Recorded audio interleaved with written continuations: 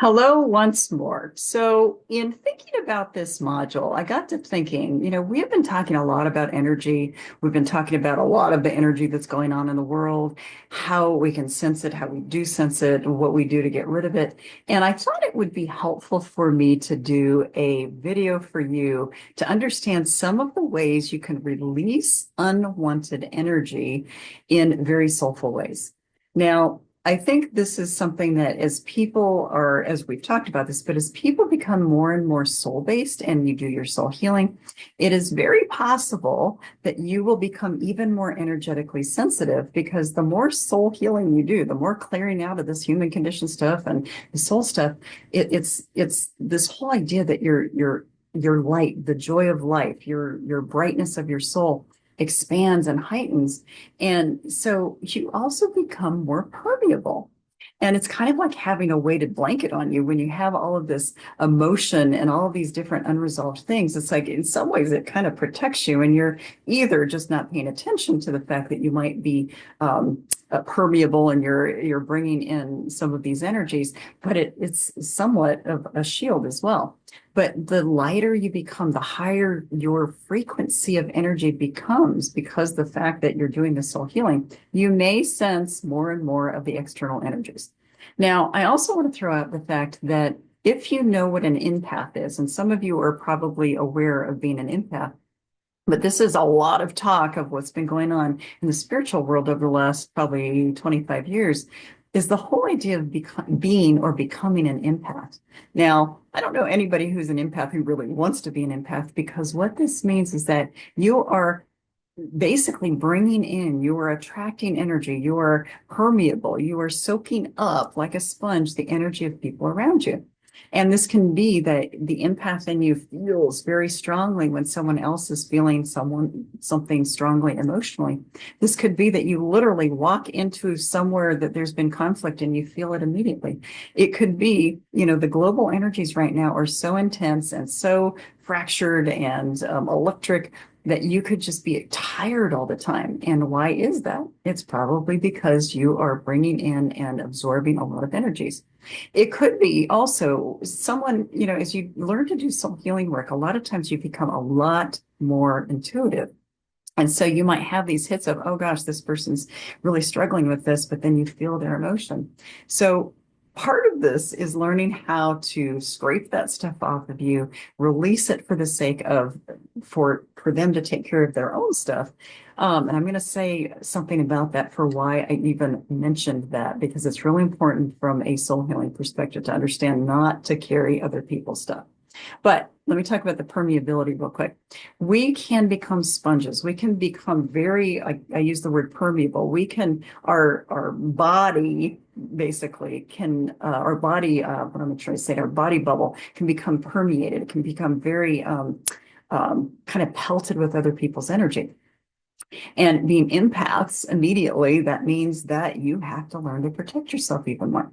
So I'm going to give you some tools with this, but I want to give you an idea of something, because as you go through these different branches of the soul health model, you're probably going to have some times where you're thinking, oh gosh, if I change this, it's going to hurt someone, or it's going to negatively impact someone, or wow, it's going to make them upset.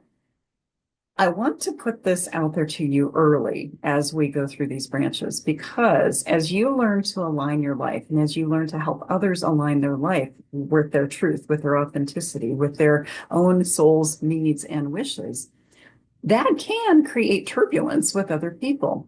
But you have to remember that if you are carrying other people's distress or stress, that means that you are keeping them from the opportunity of learning their own stuff and healing their own stuff. Now, if you're an empath and you think, oh, but I want to carry that for them, it may seem noble, but it's actually not, because of the fact that you are hurting yourself by carrying whatever the emotion is, even if it is carrying the weight of the world, literally or figuratively. It's not good, because that means that not only is it hurting you, but that you are taking away the discomfort. Now, I want you to remember what I'm saying here. It may be that you're taking away the discomfort that the other person or people need in order to feel uncomfortable enough to do their own work. So this is something I say all the time is that we don't change unless we're tired enough of ourselves or our situations. So if you are actively and consciously carrying someone else's stress or distress, then basically what you're doing is, yeah, you might be comforting them and you might be hurting you, but you're keeping them from being uncomfortable enough to do their own work. And I want you to really think about that is that, again, it may seem like such a noble knight in shining armor or nursemaid kind of thing to do to carry someone else's wounds. But the thing is, it prevents their evolution. So you're not doing them a service and you're not doing yourself a service. So keep that in mind that sometimes when we just speak our truth, we align, we speak our needs, we assert boundaries, whatever it might be. It is also that those other people around us have to experience that to learn and grow, but also to be uncomfortable enough to do their own work.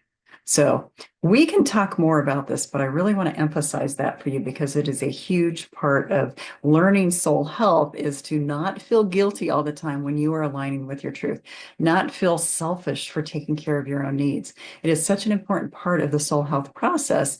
And the whole thing to remember is that if someone gets upset with you for aligning with your own needs, it's really them that needs the work. It needs to be them that looks at their own selfishness if that is what they're trying to claim is happening for you.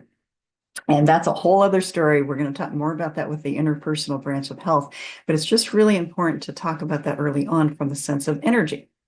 Now, I'm going to launch into some different methods for how you can scrape off some of this energy or release this energy because it's super important, especially as you go through this process, to realize you don't have to carry any of that. So, the first thing I encourage people to do is when they're feeling disproportionately uncomfortable. So, if they're disproportionately sad about something, or anxious about something, or upset about something, and you realize, wow, why am I so upset about this? First thing I would encourage you to do is step back, acknowledge, wow, this is disproportionate to what I should be feeling given my own circumstances.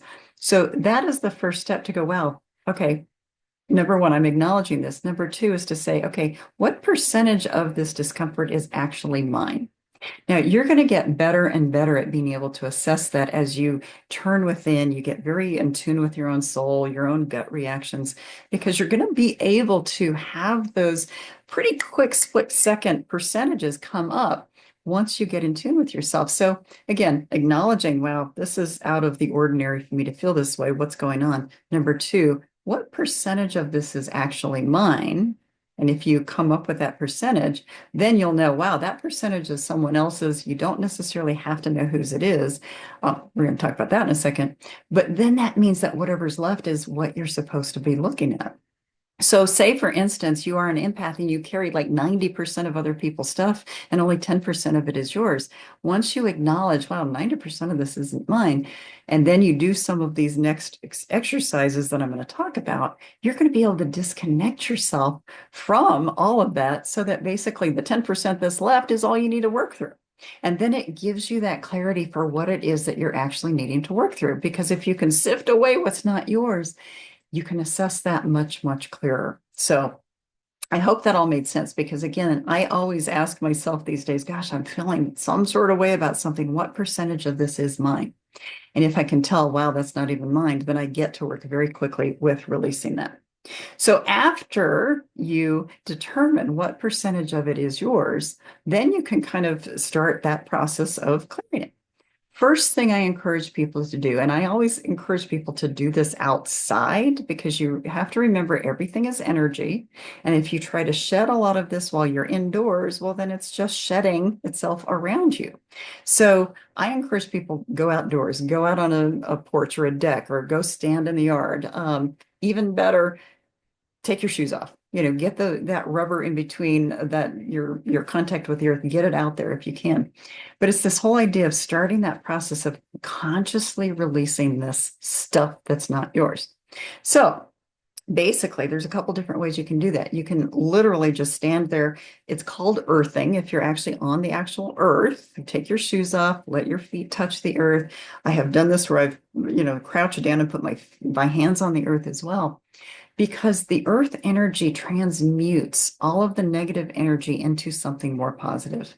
So you can make contact with Mother Earth and basically state, please release this into the earth, transmute this energy, take the negative energy out of me, release it from my being, and return it to basically wherever it needs to go. So you don't even have to be super versed in what you need to say. A lot of times, just putting your hands flat on the earth, putting your feet flat on the earth will start to transmute that energy. If you can't go sit down or lay down, at least go put your hands on trees, because trees will help shoot that energy down into the earth. It will transmute the energy. And you have to remember that trees are extremely good at removing toxins from their air. And it's also extremely helpful for these trees to be able to take that energy down into the earth and deposit it somewhere else where the earth will transmute it as well. It's called earthing. There are wonderful videos about this. There are books about this, but if you want to know more about earthing, just type in Google videos about earthing, and it's going to help you understand this. So that's a very simple one, is just to go stand outside. I want to give you a mantra. And this is something that I really help people integrate into their worlds. I use this for myself. I've changed this over the time. Probably 15 years ago, I started creating this mantra, and I've tweaked it a little bit over time. But again, go stand outside, especially if you know, okay, I'm really carrying a lot of stuff. Go stand outside somewhere, shoes on or off. This one's up to you. But what you do is you get as centered as you can. And this message is something that you're going to give between your soul and source. And you're basically going to say, and I'll say this a few times, please lovingly remove anything and everything that's not mine from all time and permanently return it to its rightful owner. And you might need to say that over and over again until you start to feel those energies shift and lighten and dissolve around you. So I'm going to say it again. And if we need to talk more about this, we can. But it's please lovingly remove anything and everything that's not mine from all time and permanently return it to its rightful owner. Now, a lot of times what happens when people start to recite that and they get very centered and they're releasing that, they're focusing on releasing it, a lot of times they will start to identify whose it is. So I will share this story because it was really interesting, and this is how I really started understanding how empathic I was. So way back in graduate school, now this was literally like 25 years ago. Once I first moved to graduate school, I was 22 and a half when I moved for graduate school. And I would have these days where I felt just disproportionately down. And I was thinking, gosh, okay, I'm this far. I was about 800 miles away from home. Am I feeling homesick? Like, what am I really feeling? Didn't have anything particularly identifiable for that day. And what happened for me is that when I would have those days, it's like a Tuesday, Wednesday, maybe, and I would call home over the weekend and talk to my mom, check in on her. And she would talk to me about what was going on in my sister's life. And I started putting two and two together, that I would have those days whenever she was having her marital problems or when she was having problems at work. It was mostly marital problems. And I started putting two and two together, and I started realizing, wow, I'm carrying her stuff from 800 miles away. And so I basically started to release that energy way back then. And, our family was not much of a talker when it came to emotional problems, but apparently I was supposed to learn how I was carrying some of the energy by understanding this whole dynamic with my sister. So that's how we can start to identify, wow, whose am I actually carrying? And that way you can almost immediately recognize that you've got some karmic stuff going on between you and that person. So that we will talk about later as well in the interpersonal chapter. But karmic energies a lot of times will land on us when it's not even our stuff. So you might have some hits where, oh gosh, I'm carrying this person's stuff and it's exhausting. Well, you got to release it. It's not yours to carry and it's theirs to take care of. If you carry it, they're never going to deal with their stuff. So that's one of the mantras you can use. So you have the earthing technique, you've got this mantra, you can use the Qigong. So Qigong is basically an energetic therapy. It's like a movement therapy. And Qigong is one of those things where instructors, practitioners have all these different movements, all these different kinds of reactions, bodily reactions that they have you move energy so that you release it. They know how to help you balance body organs, some of the energy that's stored in each organ. Chinese medicine has a mapping of basically what our organs represent in terms of different kinds of emotions. We also have the chakra system. These are things that we aren't really going to have time to talk about in this course. But if you look up Qigong, you look up basically Chinese medicine, they talk about the meridians, you look up things like the chakra system, you're going to start to realize there is a lot you could learn about the physical body and how we manifest stuff that's ours or not ours, but you can release that. So I'm going to get back on task here. Talk a little bit. We've had the earthing. We've got this mantra. You can do the Qigong. This is a method I teach people all the time that when they are stressed or they're feeling really overwhelmed about something, you can, as you're walking, just consciously flick your hands behind you. Make sure that you're flicking it behind you. When you flick, it's behind you because you want to leave that stuff behind. You want to release that kind of stuff so that you are not carrying it anymore.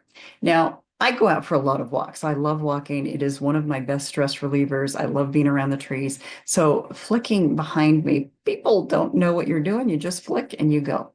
That right there is an energetic release. Now, a lot of times I will encourage people to, as you flick, think of a thought you want to release, or think of an anger or a piece of a memory or whatever it is that you're wanting to release. Just flick those things behind you and release that. That's another wonderful way of releasing the pent-up energy. It won't necessarily release the energetic imprints that we have from our own trauma, but it can help you release stuff that's not yours. So you've got that. Another thing, you can just stomp. A lot of times you can stomp your feet. Again, I try to tell people, take your shoes off, be outside. You don't want to shed any of that inside. Stomp your feet, shake your hands. You can be like a dog, kind of do that little, wonky kind of shake things that dogs do. The other thing that I encourage people to do to release some of that unwanted energy and the toxic energy is to take hot or warm Epsom salt baths. Now, Epsom salts are known, basically it's magnesium sulfate. It's known to help. Magnesium is known to decrease anxiety when ingested, but it's also known to pull out inflammation. So that's why people soak in Epsom salts when they have a sprained ankle or they have a muscle that's upset. But it also helps you remove the emotional toxins. So it pulls stuff out of you. It helps extricate a lot of that. Plus, being in a warm bath is really nice. So it's one of those things where if you can take a hot bath, now I swear by my Epsom salt baths. I take one at the end of every week when I'm ready to kind of shed my work week, put myself into my own week or my own weekend.